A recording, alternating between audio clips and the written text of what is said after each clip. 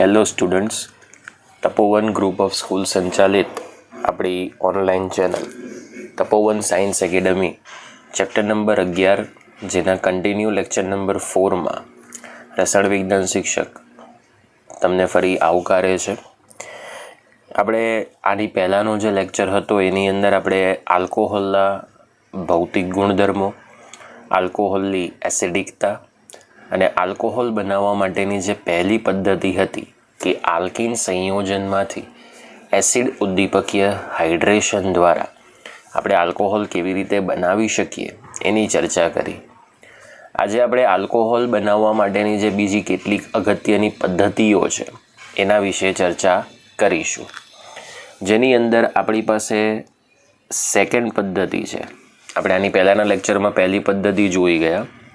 અત્યારે આપણે સેકન્ડ પદ્ધતિ જોઈશું, જેનું નામ છે હાઇડ્રોબોરેશન ઓક્સિડેશન. હાઇડ્રોબોરેશન ઓક્સિડેશન પ્રક્રિયા દ્વારા આલ્કોહોલની બનાવટ. ઘણું મોટું ટાઇટલ છે, પણ એ ટાઇટલની અંદર ઘણી બધી માહિતીઓ આપણે શીખવાની છે. તો આની અંદર બે પ્રક્રિયાઓ સમાવિષ્ટ છે વિદ્યાર્થી મિત્રો. એક પ્રક્રિયા છે હાઇડ્રોબોરેશન અને બીજી પ્રક્રિયા છે ઓક્સિડેશન. તો બેઝિકલી આ પદ્ધતિ કોના માટે વપરાય છે પહેલાં તો આપણે એ જાણવું પડે. તો આ પદ્ધતિ પ્રયોગશાળામાં અસંમિત આલ્કીનમાંથી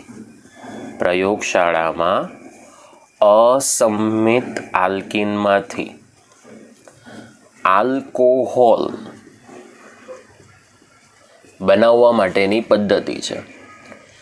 કારણ કે આ એક જ એવી પદ્ધતિ છે કે જે આપણે લેબોરેટરીની અંદર ખૂબ સરળતાથી બનાવી શકીએ. ઓકે, તો ચલો એ કેવી રીતે બને છે આપણે એની ચર્ચા કરીએ. આપણે અહીં અસંમિત આલ્કીન લઈશું, એટલે હું લખતો નથી, હું ફક્ત આલ્કીન જ લખું છું. આપણે અસંમિત આલ્કીન છે એવું આપણે અહીંયા સમજવાનું છે. તો અહીંયા આપણે કૌંસમાં લખી શકીએ અસંમિત આલ્કીનની અથવા તો આલ્કીનની સૌથી પહેલાં પ્રોસેસ કરવાની છે ડાયબોરેનની સાથે. ડાયબોરેનનું અણુસૂત્ર છે B2H6. હવે B2H6 આપણે 11 સાયન્સમાં તમને ભણાવ્યું હશે સતીશભાઈએ કે બોરોન ટ્રાયહાઇડ્રાઇડનો ડાયમર કહેવાય, મતલબ દ્વિઅણુ છે. એટલે BH3નો આપણે શું કહીએ છીએ? દ્વિઅણુ. એને આપણે શું કહીએ છીએ? ડાયબોરેન. તો આલ્કીનની સૌપ્રથમ ડાયબોરેન સાથે આપણે યોગશીલ પ્રક્રિયા કરીશું. તો પહેલાં આપણને ટ્રાયઆલ્કાઇલ બોરેન નામની યોગશીલ નિપજ મળશે. ટ્રાયઆલ્કાઇલ બોરેન નામની યોગશીલ નિપજ મળશે. આલ્કીનની ડાયબોરેન સાથે પ્રથમ સ્ટેપની અંદર જ્યારે તમે ટ્રાયઆલ્કાઇલ બોરેન નિપજ બનાવો છો, બરાબર, એ રિએક્શનને કહેવામાં આવશે હાઇડ્રોબોરેશન. કેમ? કારણ કે આલ્કીનની અંદર પાઈબંધ તૂટશે, દ્વિબંધમાંનો પાઈબંધ તૂટશે. તો અહીંયા તમે જોઈ શકો છો બોરોન સાથે 3 હાઇડ્રોજન છે. તો એના માટે આપણે આલ્કીનની ટોટલ 3 અણુ સાથે રિએક્શન કરીશું.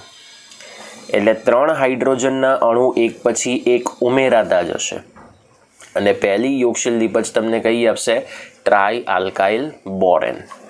ઓકે, ચલો આ ટ્રાયઆલ્કાઇલ બોરેનની ત્યારબાદ NaOHની હાજરીમાં, એટલે કે આલ્કલાઇન માધ્યમની હાજરીમાં હાઇડ્રોજન પેરોક્સાઇડ વડે જો ઓક્સિડેશન કરવામાં આવે તો અંતમાં તમને જે નિપજ મળશે એ આલ્કોહોલ નિપજ મળશે. કઈ નિપજ મળશે? આલ્કોહોલ નિપજ. હવે બેઝિકલી અહીંયા એક વસ્તુ તમે ધ્યાનમાં રાખજો કે અહીં મળતી જે આલ્કોહોલ નિપજ છે એ માર્કોવ-નિકોવના નિયમથી વિરુદ્ધ મળશે.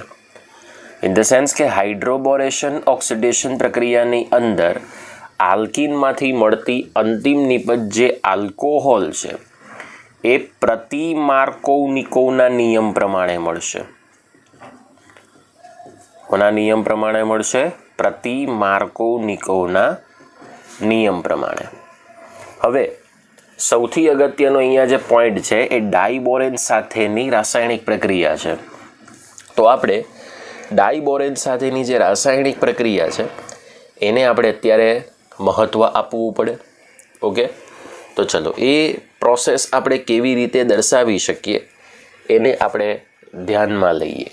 તો સૌથી પહેલાં આપણે અસંમિત આલ્કીન તરીકે લઈ લઈએ પ્રોપીન. આ આપણી પાસે પ્રોપીન છે, જેને આપણે 3 અણુઓ લઈએ.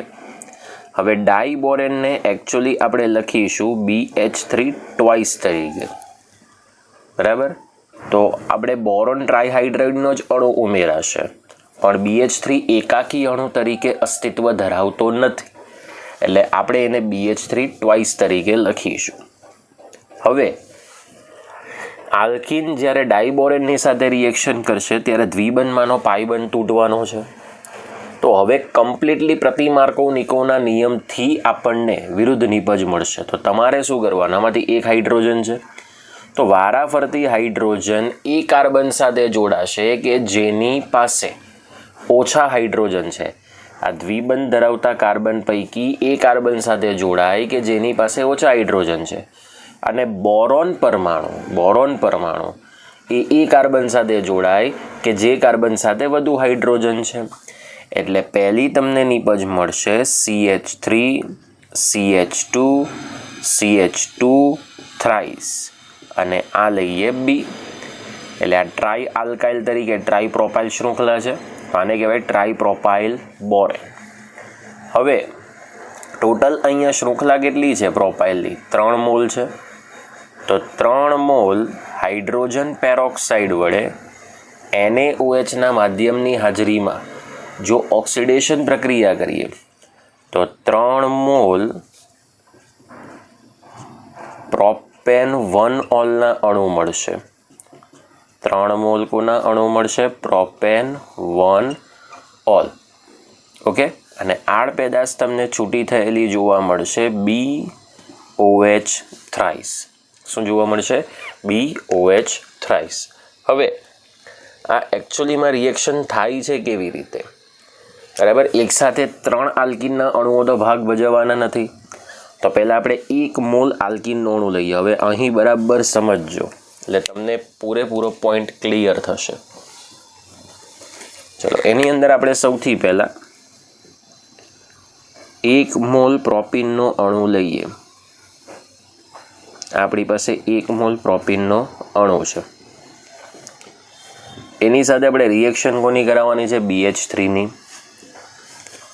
ઓકે, તો અહીંયા આપણે BH3 ટ્વાઇસ લખી દઈએ, કારણ કે એકાકી અણુ શક્ય નથી. પણ અણુ ઉમેરાશે બોરોન ટ્રાયહાઇડ્રાઇડનો. હવે આલ્કીનના દ્વિબંધમાંથી પાઈ બંધ તૂટશે, તો હાઇડ્રોજન એ પરમાણુ સાથે જોડાય કે જે દ્વિબંધ ધરાવતા કાર્બન પાસે ઓછા હાઇડ્રોજન છે, એટલે આની સાથે જોડાશે. અને જે દ્વિબંધ ધરાવતા કાર્બન પાસે વધુ હાઇડ્રોજન છે એની સાથે કોણ જોડાશે? બોરોન. અહીંથી એક હાઇડ્રોજન આની સાથે જોડાય એટલે મળશે CH3 CH2 CH2. હવે અહીંયા બાકી શું રહેશે? BH2 બાકી રહેશે. અહીં આપણી પાસે એક પ્રોપાઇલ શૃંખલા છે, એટલે એને કહેવામાં આવે મોનોપ્રોપાઇલ બોરેન. ઓકે, સેમ એ જ વસ્તુની કન્ડિશન કે રિએક્શન કરવાની પ્રોપીનના બીજા મોલની સાથે. ચલો, 1 મોલ તો વપરાયો હતો અસંમિત આલ્કીનનો. આ બીજો અસંમિત આલ્કીન આપણે લઈએ, એનો એ જ પ્રોપીન. કન્ડિશન એક જ કે બોરોન પરમાણુ જે છે એ દ્વિબંધ ધરાવતા કાર્બન પૈકી એ કાર્બન સાથે જોડાય જેની પાસે વધુ હાઇડ્રોજન છે, અને હાઇડ્રોજન પરમાણુ એક કાર્બન સાથે જોડાય કે જે કાર્બન પાસે ઓછા હાઇડ્રોજન છે. તો બોલો અહીંયા શું આવશે? CH3 CH2 CH2. આ શૃંખલા તો એઝ ઇટ ઇઝ હતી. હવે અહીંયા આપણે BH લખી દઈએ, બરાબર ને? એ શૃંખલા આપણે બીજી જોડી દઈએ. હા, CH2, પછી આને હાઇડ્રોજન મળશે એટલે CH2, અહીંયાથી પાઈ બંધ તૂટી જશે. અને આ કોણ આવશે CH3. બોલો કેટલી પ્રોપાઇલ શૃંખલા છે 2, એટલે આને કહેવાય ડાયપ્રોપાઇલ બોરેન. ફરીથી આપણે આ જે અણુ છે એ અણુ સાથે ફરીથી પાછો પ્રોપીનનો બોલો ત્રીજો મોલ ઉપયોગ કરીશું. CH2 double bond CH bond CH3. તો આ કાર્બન બોરોન સાથે જોડાય, આ કાર્બન હાઇડ્રોજન સાથે જોડાય, તો આપણે ફરીથી પાઈ બંધ તોડી દઈએ એટલે મળશે શું CH3 CH2 CH2. ફક્ત અહીંયા B બાકી રહેશે. પછી આ બીજી પ્રોપાઇલ શૃંખલા CH2 CH2 CH3. પછી ત્રીજી આવશે પ્રોપાઇલ શૃંખલા CH2 CH2 CH3.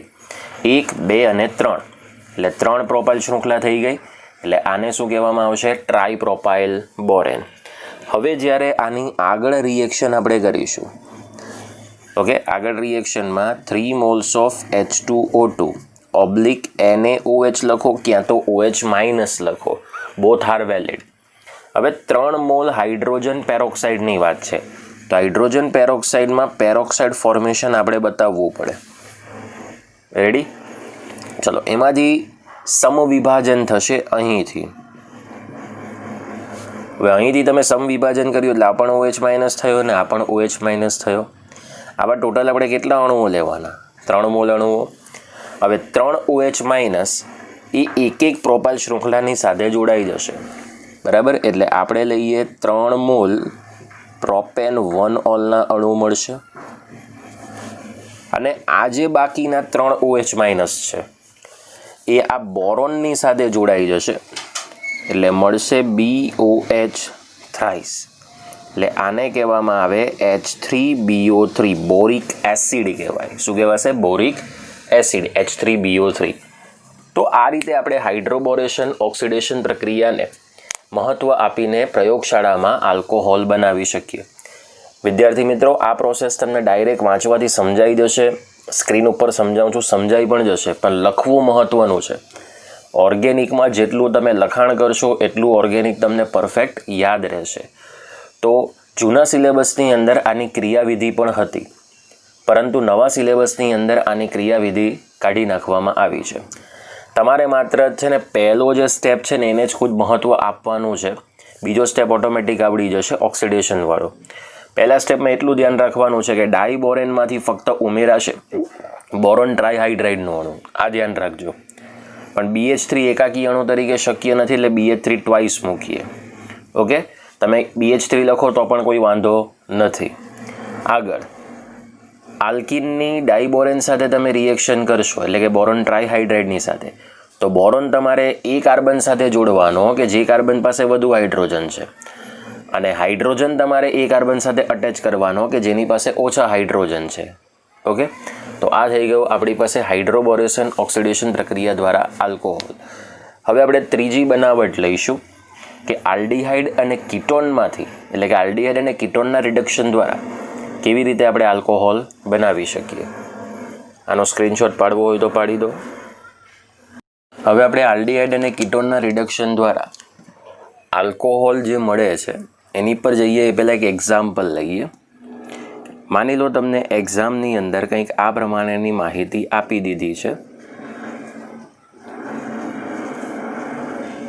આ આપણી પાસે એક અસમિત આલ્કિન છે, તમને બંધારણ જોવાથી જ ખબર પડી જાય છે.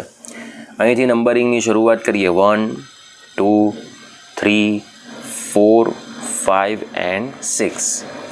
હવે 6 કાર્બનવાળો આલ્કિન એટલે અહીં કહેવાય એને હેક્સ 1 ઇન, જે અસમિત આલ્કિન છે. હવે આવા અસમિત આલ્કિન માટે તમને 2 પ્રકારની રિએક્શન આપવામાં આવી છે. ઓકે, 2 પ્રકારની રિએક્શનની અંદર પહેલી છે H2O અને H+, અને બીજામાં છે BH3 H2O2 અને OH માઇનસ. આ રીતની તમને રિએક્શન આપી હોય તો આના પરથી તમને ખબર પડી જાય છે કે આ ડાયબોરેન હાઇડ્રોબોરેશન ઓક્સિડેશન પ્રક્રિયા છે.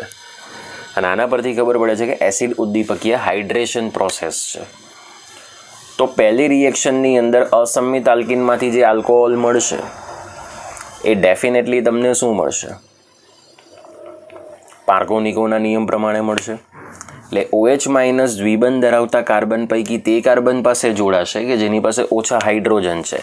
તો ડેફિનેટલી આની સાથે OH માઇનસ જોડાશે પહેલી રિએક્શનમાં. તો અહીં આવશે CH3 CH2 CH2 CH2 CHOH અને આ આવશે CH3. ઓકે, તો આને કહેવાશે હેક્ઝેન 2 ઓલ. હવે જ્યારે આની અંદર રિએક્શન થશે તો એ રિએક્શન થશે પ્રતિ માર્કોનિકો પ્રમાણે. એટલે આ જે ઓછા હાઇડ્રોજન ધરાવતો દ્વિબંધવાળો કાર્બન છે એની સાથે હાઇડ્રોજન, અને આ વધુ હાઇડ્રોજન ધરાવતો જે કાર્બન છે તેની સાથે OH જોડાશે. એટલે શું આવશે? CH3 CH2 CH2 CH2 CH2 અને આ CH2OH. ઓકે, એટલે આને કહેવાય હેક્ઝેન 1 ઓલ. આ બાબત તમે ધ્યાનમાં રાખજો કે અસંમિત આલ્કિન જે હોય, અસંમિત આલ્કિનમાંથી હાઇડ્રોબોરેશન ઓક્સિડેશન પ્રક્રિયા દ્વારા તમે આલ્કોહોલ મેળવો તે પ્રતિ માર્કોનિકો પ્રમાણે નિપજ મળે. અને એ જ આલ્કિનની જો એસિડ ઉદ્દીપકીય હાઇડ્રેશન પ્રોસેસ કરો તો એ માર્કોનિકોના નિયમ પ્રમાણે તમને આલ્કોહોલ નિપજ આપશે. સમજાઈ ગયું? તો આ હતું આપણી પાસે આલ્કિનમાંથી આલ્કોહોલ મેળવવા માટેની કેટલીક પદ્ધતિમાં બીજી પદ્ધતિ. હવે આપણે જઈએ આલ્ડીહાઇડ અને કીટોનના રિડક્શન દ્વારા આલ્કોહોલ. ત્રીજી આપણે બનાવટ લઈએ. એ થર્ડ બનાવટ છે આલ્ડીહાઇડ અને કીટોનના રિડક્શન દ્વારા આલ્કોહોલ. આલ્ડીહાઇડ અને કીટોનના રિડક્શન દ્વારા આલ્કોહોલની બનાવટ. ચલો, આપણી પાસે શરૂઆતનો પદાર્થ ક્યાં તો આલ્ડીહાઇડ હશે અથવા તો કીટોન હશે. તો આલ્ડીહાઇડ અને કીટોન સંયોજનમાં જો હાઇડ્રોજન ઉમેરી દો, જો હાઇડ્રોજન ઉમેરો કરો તો આપણને ડેફિનેટલી આલ્કોહોલ મળે. પણ એ ડાયરેક્ટ મળતું નથી. એના માટે કેટલાક રિડક્શન કરતા પદાર્થ આપણે ઉમેરવા પડે છે. રિડક્શન કરતા પદાર્થનો આપણે ઉપયોગ કરવો પડે છે. એની અંદર પહેલો પદાર્થ હોઈ શકે NaBH4 સોડિયમ બોરોહાઇડ્રાઇડ, અથવા બીજો પદાર્થ હોઈ શકે જેને કહેવાય લિથિયમ એલ્યુમિનિયમ હાઇડ્રાઇડ. તો એના દ્વારા આપણે આલ્ડીહાઇડ અને કીટોનમાંથી સરળતા માર્ગ દ્વારા આલ્કોહોલ બનાવી શકીએ. પણ આ બંને દ્વારા મળતા આલ્કોહોલના પ્રકાર કંઈક જુદા છે. કેમ એવું? તો આલ્ડીહાઇડ અથવા કીટોન, માની લો કે તમે એની અંદર સોડિયમ બોરોહાઇડ્રાઇડનો ઉપયોગ કરો અથવા લિથિયમ એલ્યુમિનિયમ હાઇડ્રાઇડનો ઉપયોગ કરો. બંને દ્વારા આપણને આલ્કોહોલ મળશે. પણ આલ્ડીહાઇડ દ્વારા જે આલ્કોહોલ મળે છે એ આલ્ડીહાઇડના રિડક્શન દ્વારા જે આલ્કોહોલ મળશે એ હંમેશા પ્રાથમિક આલ્કોહોલ મળશે. અને કીટોનના રિડક્શન દ્વારા જે આલ્કોહોલ મળશે તે ઓલવેઝ દ્વિતીયક આલ્કોહોલ મળશે. એટલે આ વાત ધ્યાનમાં રાખજો કે આલ્ડીહાઇડ અને કીટોનના રિડક્શન માટે ભલે આપણી પાસે એક જ પ્રકારના રિડક્શન કરતા પદાર્થ વપરાય, તો આલ્ડીહાઇડના રિડક્શન દ્વારા આપણને પ્રાથમિક આલ્કોહોલ અને કીટોનના રિડક્શન દ્વારા હંમેશા આપણને દ્વિતીયક આલ્કોહોલની જ પ્રાપ્તિ થશે. હવે ઘણી વખત સૂક્ષ્મ વિભાજિત પ્લેટિનમ, પેલેડિયમ અથવા નિકલ આવા ઉદ્દીપકની હાજરીમાં પણ જો આપણે H2 વડે તેનું રિડક્શન કરીએ તો ખૂબ સરળતાથી આપણને આલ્કોહોલ નિપજ મળે છે. પણ પ્રકાર ફિક્સ રહે કે આલ્ડીહાઇડમાંથી પ્રાથમિક આલ્કોહોલ અને કીટોનમાંથી દ્વિતીયક આલ્કોહોલ મળે છે. તો આપણે એક સામાન્ય રિએક્શન લઈએ. સામાન્ય રિએક્શન કંઈક આ પ્રમાણે છે આર બોન્ડ CHO, બરાબર. આર બોન્ડ CHO એટલે આ સૂત્ર તમને સાબિત થાય છે આલ્ડીહાઇડનું. પહેલા સ્ટેપની અંદર NaBH4 લઈએ અને બીજા સ્ટેપની અંદર આપણે H2O લઈએ. એટલે આ RCHOમાંથી NaBH4 છે, આલ્ડીહાઇડ છે, એટલે ડેફિનેટલી પ્રાથમિક આલ્કોહોલ મળશે. આની અંદર તમે 2 હાઇડ્રોજનના પરમાણુ એડ કરી દો, એક હાઇડ્રોજન કાર્બનને મળશે ને એક હાઇડ્રોજન ઓક્સિજનને મળશે. એટલે બોલો આ તમારી પાસે કયો આલ્કોહોલ થયો? પ્રાથમિક આલ્કોહોલ. પણ અહીંયા NaBH4માં 4 મોલ હાઇડ્રોજન છે, એના માટે આપણે 4 મોલ આલ્ડીહાઇડમાંથી 4 મોલ પ્રાથમિક આલ્કોહોલ પ્રાપ્ત થશે. ઇન કેસ જો એની જગ્યાએ આર બોન્ડ CHO આલ્ડીહાઇડ જ લઈએ પરંતુ H2/પેલેડિયમ, બરાબર, સૂક્ષ્મ વિભાજિત ડાયહાઇડ્રોજન વાયુ હોય તો આપણને 1 જ મોલ શું મળશે? પ્રાથમિક આલ્કોહોલ. 1 મોલ જ શું મળશે? પ્રાથમિક આલ્કોહોલ. પોઈન્ટ ક્લિયર થઈ ગયો? ચલો, એ જ પ્રમાણે જો આપણે કીટોન લઈએ, આપણી પાસે કીટોનનો અણુ છે, રેડી. જો કીટોનની સાથે આપણે NaBH4, ચલો આ વખતે આપણે લઈએ LiBH4, બરાબર, આપણે લઈએ LiAlH4 અને બીજા સ્ટેપમાં આપણે જળ વિભાજન કરીશું તો આપણને મળશે દ્વિતીયક આલ્કોહોલ. તો એક હાઇડ્રોજન કાર્બનને ને એક હાઇડ્રોજન ઓક્સિજનને આપી દો, એટલે R1 CHOH અને અહીંયા આવશે R2. તો બોલો આ આપણને કયો આલ્કોહોલ મળી જાય છે? દ્વિતીયક આલ્કોહોલ. તો અહીંયા પણ હાઇડ્રાઇડ છે તો 4 મોલ કીટોનમાંથી 4 મોલ દ્વિતીયક આલ્કોહોલ મળશે. અને સેમ આની જેવી રિએક્શન જો કરીએ કે H2/Ni, તો આપણે 1 જ મોલનો ઉપયોગ કરીશું, એટલે R1 CHOH અને R2 દ્વિતીયક આલ્કોહોલ મળશે. હવે તમે એક્ઝામ્પલ જુદા જુદા લઈ શકો. તો પેમ્પલેટની અંદર તમને એક્ઝામ્પલ્સ આપ્યા છે, એ એક્ઝામ્પલ તમે વારાફરતી ઉપયોગ કરો તો આપણે આલ્ડીહાઇડ અને કીટોનમાંથી અનુક્રમે પ્રાથમિક અને દ્વિતીયક આલ્કોહોલનું નિર્માણ કરી શકીએ. પોઈન્ટ ક્લિયર થઈ ગયો? ઓકે. તો આ હતી ત્રીજી બનાવટ કે આલ્ડીહાઇડ અને કીટોનના રિડક્શન દ્વારા આલ્કોહોલ.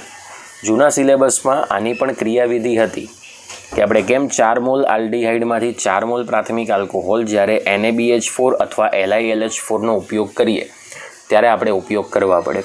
પણ ફિલહાલ અત્યારે આપણને નવા સિલેબસમાં ક્રિયાવિધિ આપી નથી એટલે આપણે તૈયાર કરવાની નથી. ઓકે. તો ચાલો હવે આપણે ચોથી બનાવટ પર જઈએ. કાર્બોક્સિલિક એસિડ અને એસ્ટરના રિડક્શન દ્વારા આલ્કોહોલની બનાવટ. ચોથી બનાવટ લઈએ. કાર્બોક્સિલિક એસિડ અને એસ્ટરના રિડક્શન દ્વારા આલ્કોહોલની બનાવટ. કાર્બોક્સિલિક એસિડ અને એસ્ટરના રિડક્શન દ્વારા આલ્કોહોલની બનાવટ. તો ચલો કાર્બોક્સિલિક એસિડ અને એસ્ટરમાંથી કેવી રીતે આપણે આલ્કોહોલ બનાવી શકીએ એ બાબતને આપણે ધ્યાનમાં રાખીએ. તો કાર્બોક્સિલિક એસિડ અને એસ્ટરના રિડક્શન માટે કાર્બોક્સિલિક એસિડ અને એસ્ટરના રિડક્શન માટે પ્રબળ રિડક્શન કરતા પદાર્થનો જ ઉપયોગ થાય અને એ છે લિથિયમ એલ્યુમિનિયમ હાઇડ્રાઇડ. અને બંનેમાંથી આપણને હંમેશા કયા આલ્કોહોલ મળશે? પ્રાથમિક આલ્કોહોલ. ઓકે. ચલો આપણે પહેલાં કાર્બોક્સિલિક એસિડનું સામાન્ય સૂત્ર લઈએ. તો આ છે કાર્બોક્સિલિક એસિડનું સામાન્ય સૂત્ર, જેની આપણે રિએક્શન કરવાની છે લિથિયમ એલ્યુમિનિયમ હાઇડ્રાઇડ અને બીજામાં જળ વિભાજન કરીશું. એના માટે આપણે 2 મોલ ડાયહાઇડ્રોજન વાયુનો ઉપયોગ કરવો પડે. હવે ધ્યાન રાખજો કે જ્યારે કાર્બોનિલ કમ્પાઉન્ડ હોય અને એની અંદર જો લિથિયમ એલ્યુમિનિયમ હાઇડ્રાઇડ નામનો પદાર્થ વપરાય તો આ સીઓનું રૂપાંતરણ સીધું CH2 સમૂહમાં થશે. એટલે આપણે સરળતાથી કાર્બોક્સિલિક એસિડમાંથી પ્રાથમિક આલ્કોહોલ મેળવી શકીએ. બરાબર. આની સાથે ઉત્પન્ન થશે આડ પેદાશ H2O. ઓકે, ચાલો. એ જ રીતે જો આપણી પાસે એસ્ટર હોય તો એસ્ટર એટલે ગ્રુપ કયું થશે? COO. તો સામાન્ય સૂત્ર છે R1COO R2. ઓકે, અહીં પણ ઉપયોગ કરીએ પહેલો પદાર્થ લિથિયમ એલ્યુમિનિયમ હાઇડ્રાઇડ. ઓકે, અને બીજો પદાર્થ કયો લઈએ? H2O. અને અહીં 2 મોલ્સ ઓફ ડાયહાઇડ્રોજન વાયુ લઈએ. તો અહીંયાથી તમારે બે ભાગ પાડવાના. એક આ સીઓનું રૂપાંતરણ CH2 સાથે કરો અને OH જોડી દો, પ્લસ આ ઓની સાથે સીધો જોડી દો હાઇડ્રોજન. તો તમને પ્રાથમિક આલ્કોહોલનું મિશ્રણ મળશે. એટલે કાર્બોક્સિલિક એસિડમાંથી જે તમે આલ્કોહોલ મેળવો છો એમાં ફક્ત એક જ આલ્કોહોલ મળે છે, અને એસ્ટરનું રિડક્શન કરો તો પ્રાથમિક આલ્કોહોલનું શું મળે છે? મિશ્રણ મળે છે. હવે આ બાબત તમે ધ્યાનમાં રાખજો કે કાર્બોક્સિલિક એસિડ હોય કે એસ્ટર હોય, એ બંનેનું રિડક્શન આપણે પ્રબળ રિડક્શન કરતા પદાર્થ લિથિયમ એલ્યુમિનિયમ હાઇડ્રાઇડ વડે જ કરવું પડે છે. હવે પેમ્પલેટની અંદર તમને બીજા કેટલાક એક્ઝામ્પલો આપ્યા છે, એ એક્ઝામ્પલો તમારે જાતે તૈયાર કરી દેવાના. ભાગ કેવી રીતે પાડવાના છે એ મેં તમને સમજાવી દીધું છે. હવે આ લિથિયમ એલ્યુમિનિયમ હાઇડ્રાઇડ જે છે એ ખૂબ મોંઘો પ્રક્રિયક છે. એટલે આપણે એને વિશિષ્ટ રસાયણોની બનાવટ માટે જ ઉપયોગી બનાવી શકીએ. દરેક વખતે રિડક્શનની અંદર લિથિયમ એલ્યુમિનિયમ હાઇડ્રાઇડ જ વાપરવું એવું જરૂરી નથી. લિથિયમ એલ્યુમિનિયમ હાઇડ્રાઇડ મોટેભાગે એવા રિડક્શન કરતા પદાર્થમાં રિડક્શન માટે વપરાય, એવા પદાર્થના કે જે પદાર્થની અંદર કાર્બોનિલ સમૂહ હોય. જુઓ, આલ્ડીહાઇડમાં પણ કાર્બોનિલ સમૂહ હતો, C ડબલ બોન્ડો. કીટોનમાં પણ કાર્બોનિલ સમૂહ હતો, C ડબલ બોન્ડો. કાર્બોક્સિલિક એસિડમાં પણ કાર્બોનિલ સમૂહ છે, C ડબલ બોન્ડો. અને એસ્ટરની અંદર પણ કાર્બોનિલ સમૂહ છે, C ડબલ બોન્ડ O. તો જ્યારે પણ કાર્બોનિલ સમૂહમાં કાર્બોનિલ સમૂહનું રિડક્શન કરવાનું હોય તો તેની અંદર આપણે લિથિયમ એલ્યુમિનિયમ હાઇડ્રાઇડ નામનો પદાર્થ વાપરી શકીએ. બધા પદાર્થોના રિડક્શન માટે આ જ પદાર્થ વપરાય એવું જરૂરી નથી, કારણ કે આ ખૂબ મોંઘો પ્રક્રિયક છે. આથી આપણે એને વિશિષ્ટ રસાયણોની બનાવટ માટે જ ઉપયોગી કરવો પડે છે. બીજી બાબત, ઔદ્યોગિક ધોરણે જ્યારે એસિડ સંયોજનમાંથી આલ્કોહોલ મેળવવાનો હોય તો એનું રિડક્શન કરવા માટે પ્રથમ તેને રૂપાંતરણ કરવામાં આવે એસ્ટરમાં. એટલે કાર્બોક્સિલિક એસિડમાંથી જો ઇન્ડસ્ટ્રી લેવલ ઉપર આલ્કોહોલ બનાવવો હોય તો કાર્બોક્સિલિક એસિડમાંથી પહેલાં રૂપાંતરિત થાય એસ્ટર, અને ત્યારબાદ આ એસ્ટરનું રિડક્શન એ આપણે ઉદ્દીપકની હાજરીમાં હાઇડ્રોજન દ્વારા કરી શકીએ. તો હવે કાર્બોક્સિલિક એસિડમાંથી એસ્ટર બને છે કેવી રીતે? તો આપણને ખબર જ છે કે કાર્બોક્સિલિક એસિડ અને આલ્કોહોલ જો આ બેનું એડિશન કરીએ તો આપણને એસ્ટર મળે છે. પોઈન્ટ ક્લિયર થાય છે? આના માટે આપણે એસિડ ઉદ્દીપકની હાજરી લઈશું. બરાબર. તો ચલો એસ્ટર બનાવી દઈએ, RC double bond O R'. હવે આ આપણને મળી ગયો એસ્ટર. હવે આ એસ્ટરનું આગળ હાઇડ્રોજન વડે ઉદ્દીપકની હાજરીમાં શું કરીએ? રિડક્શન કરીએ. ઓકે, એટલે આ જે CO છે એનું રૂપાંતરણ CH2માં કરી દો. એટલે RCH2OH પ્લસ R' થશે. હવે આ રીતે આલ્કોહોલ બનાવવાથી જે નિપજો મળતી જાય છે એ નિપજોનું પ્રમાણ ઓલવેઝ વધતું જ હશે, નિપજનું પ્રમાણ ઘટતું નથી. ઓકે, તો કાર્બોક્સિલિક એસિડ અને એસ્ટરના રિડક્શન માટે બીજા અન્ય કેટલાક એક્ઝામ્પલ તમને પેમ્પલેટમાં આપ્યા છે, એ તમારે જાતે તૈયારી કરી દેવા. હવે આપણી પાસે પાંચમી અને છેલ્લી બનાવટ છે આલ્કોહોલ બનાવવા માટેની, એ છે ગ્રિગ્નાર્ડ પ્રક્રિયક દ્વારા કાર્બોનિલ સંયોજનોમાંથી આલ્કોહોલની બનાવટ. ગ્રિગ્નાર્ડ પ્રક્રિયક દ્વારા કાર્બોનિલ સંયોજનોમાંથી આલ્કોહોલની બનાવટ.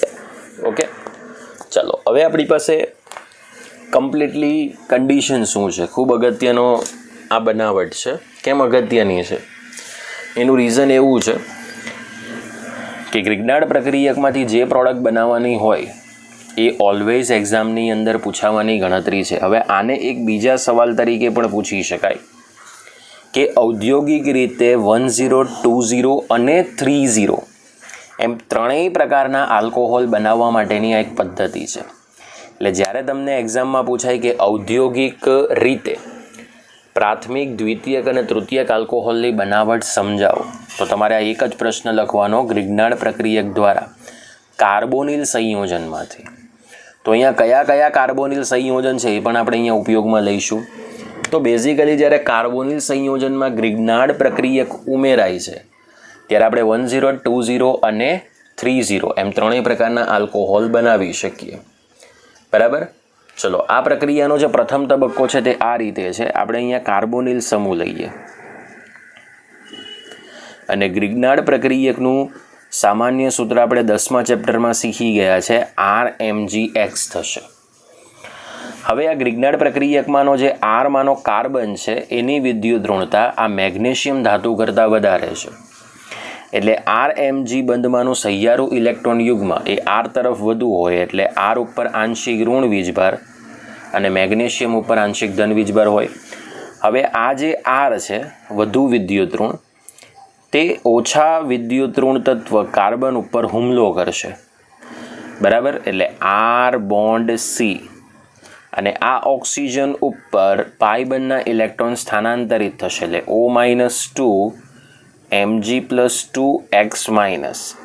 આ રીતની આપણને અસ્થાયી મધ્યસ્થી નિપજ મળશે જેને કહેવાશે હેલો મેગ્નેશિયમ આલ્કોક્સાઇડ. યાદ રાખજો હા મિત્રો, આને કહેવામાં આવે હેલો મેગ્નેશિયમ આલ્કોક્સાઇડ. હવે આ હેલો મેગ્નેશિયમ આલ્કોક્સાઇડનું ત્યારબાદ શું દર્શાવીશું? જળ વિભાજન. તો આપણને અહીં આલ્કોહોલ મળશે. શું મળશે? આલ્કોહોલ. ઓકે, પણ આ આલ્કોહોલ કયો છે? 10 છે, 20 છે કે 30 છે? એનો સંપૂર્ણ આધાર આપણી પાસે કાર્બોનિલ સંયોજન કયું છે એના ઉપર છે.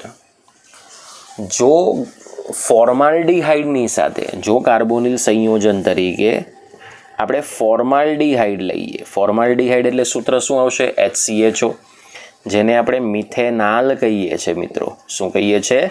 મિથેનાલ, સડેનાલ નહીં. ફોર્માલ્ડીહાઇડની સાથે જ્યારે આપણે ગ્રિગ્નાર્ડ પ્રક્રિયકની રિએક્શન કરીએ તો તમારી પાસે બનાવવાની પ્રોસેસ સરખી જ રહે કે આ જે R છે એ તમારે કાર્બન પર એટેક કરાવવાનો. ચલો, કાર્બન પર એટેક કરાવો અને આ જે ઓક્સિજન છે એ તો MgXની સાથે જ જોડાવાનું. એટલે R બોન્ડ CH2, કારણ કે કાર્બન સાથે 2 હાઇડ્રોજન તો છે ને, O- Mg+2x-. હવે બીજા તબક્કામાં જળ વિભાજન કરી દો એટલે અહીંથી બંધ તૂટી જશે. એટલે R બોન્ડ CH2OH અને આડ પેદાશ છૂટી પડશે. ચલો, અહીંયાથી એક H+ આને મળી ગયો એટલે Mg+2x- સાથે OH જોડાશે એટલે MgOHX એ આપણને આડ પેદાશ તરીકે છૂટું પડશે. હવે જુઓ, આ સૂત્ર છે R બોન્ડ CH2OH એ પ્રાથમિક આલ્કોહોલનું સામાન્ય સૂત્ર છે. જો ફોર્માલ્ડીહાઇડની સાથે તમે ગ્રિગ્નાર્ડ પ્રક્રિયકની યોગશીલ પ્રક્રિયા કરો તો ડેફિનેટલી આપણને પ્રાથમિક આલ્કોહોલ જ મળે. ઓકે, પછી તમે ગ્રિગ્નાર્ડ પ્રક્રિયકના આરની શૃંખલા ગમે તે લો, એ ડઝન્ટ મેટર. ચલો, સેકન્ડ રિએક્શન. સેકન્ડ છે કે ફોર્માલ્ડીહાઇડ સિવાયનો અન્ય કોઈ પણ આલ્ડીહાઇડ લો તો આપણને ઓલવેઝ દ્વિતીયક આલ્કોહોલ મળશે. કયું આલ્કોહોલ મળશે? દ્વિતીયક.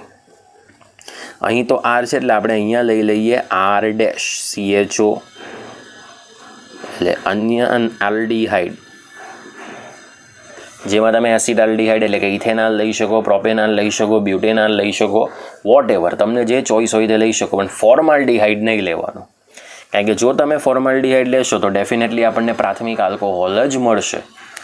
ચલો, અન્ય આલ્ડિહાઇડની આપણે ગ્રિગ્નાર્ડ પ્રક્રિયકની સાથે રિએક્શન કરવાની, RMgX.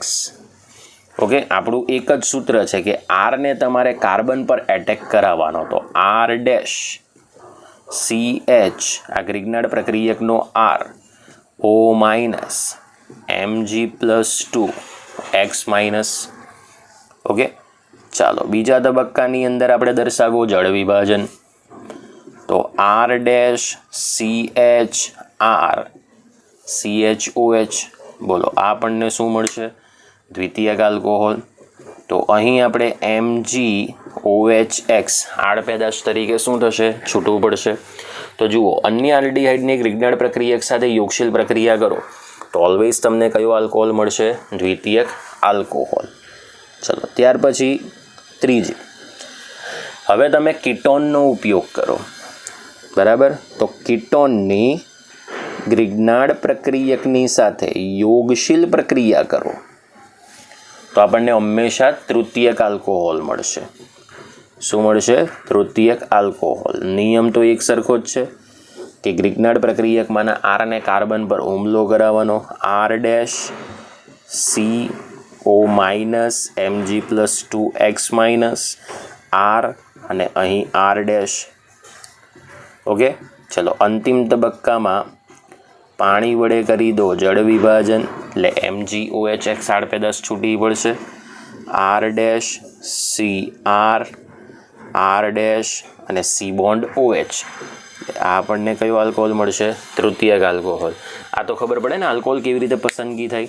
OH સાથે જોડાયેલો કાર્બન અન્ય એક કાર્બન સાથે જોડાય તો પ્રાથમિક આલ્કોહોલ, OH સાથે જોડાયેલો કાર્બન અન્ય બે કાર્બન પરમાણુઓ સાથે જોડાય તો દ્વિતીયક આલ્કોહોલ, અને OH સાથે જોડાયેલો કાર્બન ત્રણ કાર્બન પરમાણુઓ સાથે જોડાય તો આપણે એને તૃતીયક આલ્કોહોલ તરીકે ઓળખીએ છીએ. હવે પેમ્પલેટની અંદર બીજા તમને કેટલાક એક્ઝામ્પલ આપી દીધા છે, જેમાં આ HCHO ફિક્સ રહે, એમાં R તરીકેની શૃંખલા તમારે બદલવાની. હવે બીજી એક બાબત કે ગ્રિગ્નાર્ડ પ્રક્રિયકની સાથે કોઈ પણ સંયોજનને રિએક્શન કરાવો તો મૂળ પદાર્થમાં જેટલા કાર્બન હોય એનાથી ક્યાં તો એક કાર્બન વધારે, ક્યાં એનાથી વધારે કાર્બન પરમાણુઓવાળી અંતિમ નિપજ મળે છે. જુઓ, પહેલાં કાર્બન કેટલા હતા? મૂળમાં 1, તો અંતિમ નિપજ તમને 2 કાર્બનવાળી મળી.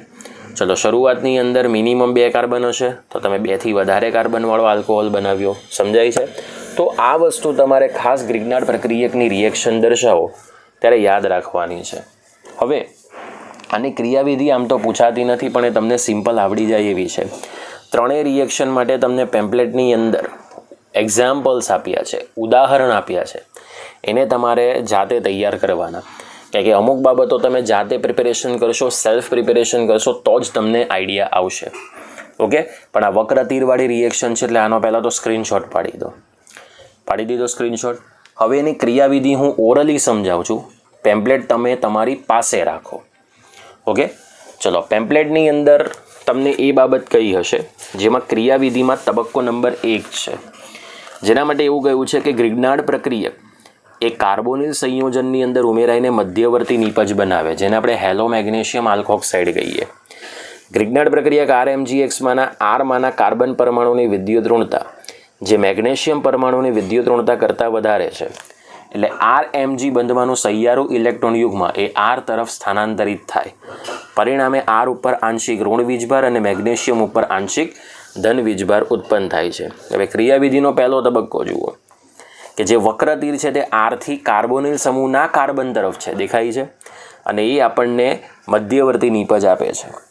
પછી બીજા તબક્કામાં મધ્યવર્તી નિપજ પાણી સાથે પ્રક્રિયા કરીને અંતિમ નિપજ શું બનાવે છે? આલ્કોહોલ, જેમાં હેલો મેગ્નેશિયમ આલ્કોક્સાઇડનો જે ઓક્સિજન છે તે પાણીમાંના હાઇડ્રોજનને ઇલેક્ટ્રોન યુગ્મ આપે છે, અને એ OH માઇનસ એ MgXની સાથે જોડાય આડપેદાશ કઈ છૂટી આપે છે? MgOHX. બોલો, સમજાઈ ગયું? પછી નીચે તમને કેટલાક ગ્રિગ્નાર્ડ પ્રક્રિયકથી બનતા એક્ઝામ્પલ્સ આપ્યા છે. તમારે ફક્ત આ ફોર્મેટને ધ્યાનમાં રાખવાનું. તમે વક્ર તીરને એક વખત ધ્યાનમાં રાખી દીધું એટલે તમારી નિપજ તમારી પાસે બની જશે. ઓકે, તો સેલ્ફ પ્રિપરેશન કરવાના છે જે એક્ઝામ્પલ તમને આપ્યા છે તે. ઓકે, ચલો, હવે આપણે જે મેઇન બાબત શીખવાની હતી જેમાં વચ્ચે આપણે એક ટોપિક સ્કીપ કર્યો હતો, અને એ ટોપિક હતો કે આલ્કોહોલની કેન્દ્ર અનુરાગી અને ઇલેક્ટ્રોન અનુરાગી જ્યારે પ્રક્રિયકો સાથે વર્તણૂક હોય તો આપણે એને કેવા પ્રકારની પ્રોસેસમાં કન્સિડરિંગ કરી શકીએ. ઓકે, એટલે આપણે એ બાબતો હવે શીખીશું કે આલ્કોહોલ જ્યારે કેન્દ્ર અનુરાગી અને ઇલેક્ટ્રોન અનુરાગી પ્રક્રિયક તરીકે વર્તતો હોય તો આપણે એની રિએક્શન કેવી રીતે દર્શાવી શકીએ. આનો સ્ક્રીનશોટ પાડી દીધો હશે. આલ્કોહોલ સંયોજન જ્યારે કેન્દ્ર અનુરાગી અને ઇલેક્ટ્રોન અનુરાગી જ્યારે પ્રક્રિયક તરીકે વર્તતો હોય ત્યારે એ કેવી વર્તણૂક દર્શાવે છે એ આપણે જોવાનું છે. હવે આલ્કોહોલ કેન્દ્ર અનુરાગી અને ઇલેક્ટ્રોન અનુરાગી એમ બંને પ્રકારના પ્રક્રિયક તરીકેની વર્તણૂક દર્શાવે છે. પરિણામે તે સર્વતોમુખી સંયોજન છે. મતલબ કે એમાં બે પ્રકારના બંધો તૂટશે. હવે આપણે જોઈએ તો આલ્કોહોલનું સામાન્ય સૂત્ર વિદ્યાર્થી મિત્રો આ પ્રમાણેનું છે. તો આની અંદર જે એક બંધ તૂટે છે તે O બોન્ડ H પ્રકારનો બંધ તૂટે છે અને જ્યારે બીજો બંધ તૂટે છે તો એની અંદર C અને O એટલે કે R માનો કાર્બન અને ઓક્સિજન પરમાણુ વચ્ચેનો બંધ તૂટે છે. પણ આ બંને પ્રકારના બંધ જ્યારે તૂટતા હોય ત્યારે આલ્કોહોલ કયા પ્રકારની વર્તણૂક દર્શાવે એને આપણે ફોકસ કરવાનું છે. તો પહેલો મુદ્દો, જ્યારે આલ્કોહોલ કેન્દ્ર અનુરાગી પ્રક્રિયક તરીકે વર્તે, કેન્દ્ર અનુરાગી, ત્યારે O બોન્ડ H બંધ તૂટે છે. જુઓ કેવી રીતે. હવે જ્યારે આલ્કોહોલ કેન્દ્ર અનુરાગી પ્રક્રિયક તરીકે વર્તે એટલે એની પાસે વધારે પ્રમાણમાં અબનકારક ઇલેક્ટ્રોન યુગ્મ હોવા જોઈએ, વધારે પ્રકારના. તો આલ્કોહોલમાં ઓક્સિજન પાસે છે વધારે અબનકારક ઇલેક્ટ્રોન યુગ્મ, જે ઇલેક્ટ્રોન યુગ્મની ઉણપ અનુભવતા કાર્બનને આપશે. જુઓ વક્રતીર ઓક્સિજનથી કાર્બન તરફ મૂવમેન્ટ થાય છે. એટલે સૌ પ્રથમ તમને આ મધ્યસ્થી આયન મળશે. બરાબર, ચલો જેને આપણે ઓલરેડી કહી શકીએ પ્રોટોનેટેડ ઇથર કહી શકીએ. શું કહી શકીએ? પ્રોટોનેટેડ ઇથર. હવે એમાંથી આ હાઇડ્રોજન રિમૂવ થશે એટલે એ આપણને સીધું આપી દેશે, સીધું આપણને મળી જશે ઇથર નામનું સંયોજન અને H+ મુક્ત થશે. આ તો તમને હું સમજાવું છું. બરાબર, કે જ્યારે આલ્કોહોલ કેન્દ્રાનુરાગી પ્રક્રિયક તરીકે વર્તે ત્યારે એ પોતાની પાસે રહેલા અબનકારક ઇલેક્ટ્રોન યુગ્મનું દાન કરે છે. ત્યારે ઓલવેઝ તમે જુઓ છો કયો બંધ તૂટી ગયો? O બોન્ડ H, કારણ કે એમાંથી હાઇડ્રોજન દૂર થઈ ગયો. હવે જ્યારે આલ્કોહોલ સંયોજન ઇલેક્ટ્રોન અનુરાગી પ્રક્રિયક તરીકે વર્તે ત્યારે ઓલવેઝ C બોન્ડ O બંધ તૂટે છે અને આની અંદર પ્રોટોનયુક્ત આલ્કોહોલ સંયોજન છે તે ઇલેક્ટ્રોન અનુરાગી પ્રક્રિયક તરીકે પ્રક્રિયા દર્શાવે છે. તો શું થશે કે આ જે આપણી પાસે આલ્કોહોલ છે એ સૌપ્રથમ એસિડમાંથી પ્રોટોનનો સ્વીકાર કરશે. બરાબર, અને પ્રોટોનેટેડ આલ્કોહોલ RCH2OH2+ બનાવશે. એટલે આ ઓક્સિજન પણ અબનકારક ઇલેક્ટ્રોન યુગ્મ આપી H+નો સ્વીકાર કરી પ્રોટોનેટેડ આલ્કોહોલ બનાવશે. હવે આ પ્રોટોનેટેડ આલ્કોહોલ ઉપર ન્યુક્લિયોફિલિક આયન હુમલો કરશે એટલે Br- આ કાર્બન પર હુમલો કરે. તો જુઓ હવે આ કાર્બન અને ઓક્સિજન વચ્ચેનો બંધ તૂટી ગયો, દેખાય છે? એટલે BrCH2R. બરાબર, પણ અહીં તમને H2O આડ પેદાશ તરીકે છૂટું થયેલું જોવા મળશે. બરાબર, એટલે અહીંયા આડ પેદાશ તરીકે શું છૂટું પડશે? H2O દેખાય છે. ઓકે, તો આ રીતે આપણે આલ્કોહોલ સંયોજન સર્વતોમુખી સંયોજન છે એવું આપણે અહીં સાબિત કરી શકીએ. હવે આલ્કોહોલ સંયોજન પાણીની સરખામણીમાં નિર્બળ એસિડ કેમ છે એ હવે આપણે જોવાનું છે. ઓકે, તો આનો સ્ક્રીનશોટ પાડવો હોય તો પાડી દો. આજના લેક્ચરનો છેલ્લો પ્રશ્ન એ છે કે આલ્કોહોલ સંયોજન પાણીની સરખામણીમાં નિર્બળ એસિડ કેમ છે? તો આ બાબત આપણે પાણીની આલ્કોહોલમાંથી મળતા આલ્કોક્સાઇડ આયન સાથેની પ્રક્રિયા દ્વારા સમજાવી શકીએ. હવે આલ્કોક્સાઇડ આયન આ રીતે આપણને મળશે. આ આલ્કોહોલનું સામાન્ય સૂત્ર છે. જો આપણે એની પાણી સાથે રિએક્શન કરીએ, બરાબર, તો પાણી સાથે રિએક્શન કરવાથી આપણને આ રીતે આલ્કોક્સાઇડ આયન મળશે. ને પ્લસ H3O+ નામનો આયન છૂટો પડશે. હવે આમાં રિવર્સેબલ પ્રોસેસ પણ થાય કે આલ્કોક્સાઇડ આયનની આપણે પાણી સાથે રિએક્શન પણ કરી શકીએ. તો જોજો, આલ્કોક્સાઇડ આયન કે જેમાં ઓક્સિજન પાસે વધારે અબંધકારક ઇલેક્ટ્રોન યુગ્મ છે એટલે આપણે એને બેઝ કહીએ, અને પાણીમાં પણ ઓક્સિજન પાસે અબંધકારક ઇલેક્ટ્રોન યુગ્મ છે, પણ પાણીની સરખામણીમાં આલ્કોક્સાઇડ આયન પાસે વધુ અબંધકારક ઇલેક્ટ્રોન યુગ્મ છે. સો ડેફિનેટલી આ બેઝ થશે અને પાણી શું થશે? એસિડ. હવે આ આલ્કોક્સાઇડનો ઓક્સિજન એ પાણીના હાઇડ્રોજનને ઓલરેડી શું આપશે? ઇલેક્ટ્રોન યુગ્મ આપશે અબંધકારક, બરાબર. એટલે બેઝનો શું બની જશે? સંયુગ્મી એસિડ, અને એસિડનો શું બની જશે? સંયુગ્મી બેઝ. હવે આ બાબતને સમજવી હોય તો બ્રોન્સ્ટેડ-લોરીના એસિડ બેઝ સિદ્ધાંતની મદદથી જ સમજી શકાય કે બ્રોન્સ્ટેડ-લોરી બેઝ એટલે શું? એસિડ પાસેથી મળતા પ્રોટોનનો સ્વીકાર કરશે, અને એસિડ એટલે શું? બ્રોન્સ્ટેડ-લોરી એસિડ કે તે બેઝ તરફથી મળતા પ્રોટોનને એસિડ એ પ્રોટોન ગુમાવશે અને બેઝ એ પ્રોટોનનો શું કરશે? સ્વીકાર કરશે, સાદી ભાષામાં. તો આના પરથી એવું સાબિત થઈ જાય કે પાણી આલ્કોક્સાઇડ આયન કરતાં વધુ સારો એસિડ છે, વધુ સારો એસિડ છે. દેટ મીન્સ વધુ સારો પ્રોટોન દાતા છે. પોઈન્ટ ક્લિયર થાય છે? વધુ સારો શું છે? પ્રોટોન દાતા છે, કારણ કે બેઝ પ્રોટોનનો સ્વીકાર કરશે, એસિડ પ્રોટોનનું દાન કરશે. હવે બીજી બાબત એ તો આલ્કોક્સાઇડ આયન એ પાણીની સરખામણીમાં વધુ પ્રબળ બેઝ છે. તો ખરેખર એવું સાબિત થવું જોઈએ, પણ એવું સાબિત થતું નથી. કેમ? તો જોજો, આલ્કોક્સાઇડ આયન એ OH- કરતાં વધુ સારો પ્રોટોનગ્રાહી છે. વધુ સારો કોના કરતાં? OH- કરતાં. આથી આલ્કોક્સાઇડ આયન એ વધુ સારો બેઝ છે. અહીં આપણે લીધું છે કે સોડિયમ ઇથોક્સાઇડ. જુઓ, આનું નામ આ રીતે બનશે, સોડિયમ ઇથોક્સાઇડ, જેને ધાતુનો આલ્કોક્સાઇડ કહેવાય. એ સોડિયમ હાઇડ્રોક્સાઇડ કરતાં વધુ સારો બેઝ છે. કેમ? કારણ કે અહીંયા ઓક્સિજન પાસે ઓછા અબંધકારક ઇલેક્ટ્રોન યુગ્મ છે, અહીં ઓક્સિજન પાસે વધુ અબંધકારક ઇલેક્ટ્રોન યુગ્મ છે. તો કોઈ પણ ધાતુનો આલ્કોક્સાઇડ એ ધાતુના હાઇડ્રોક્સાઇડ કરતાં વધુ સારા બેઝ છે, એ બાબત ધ્યાનમાં રાખજો. હવે આલ્કોહોલ એ બ્રોન્સ્ટેડ બેઝની જેમ પણ વર્તી શકે છે, બરાબર. કેમ બ્રોન્સ્ટેડ બેઝ? કારણ કે તે એસિડ તરફથી મળતા પ્રોટોનનો શું કરે છે? સ્વીકાર કરે છે. આમ થવાનું કારણ કે ઓક્સિજન પરમાણુ પર અબંધકારક ઇલેક્ટ્રોન યુગ્મની વધુ પ્રમાણમાં હાજરી છે, જે એને કેવો બનાવે છે? પ્રોટોનગ્રાહી, બરાબર. આથી એવું કહેવાય છે કે આલ્કોહોલ પાણીની સાપેક્ષમાં નિર્બળ એસિડ છે. તમે જોઈ શકો છો. તો આ આલ્કોહોલ પાણીની સાપેક્ષમાં વધુ પ્રબળ બેઝ છે એવું તમે સાબિત કરી શકો. ઓકે, બંને તરફથી સંબંધ સાચા સાબિત થાય છે.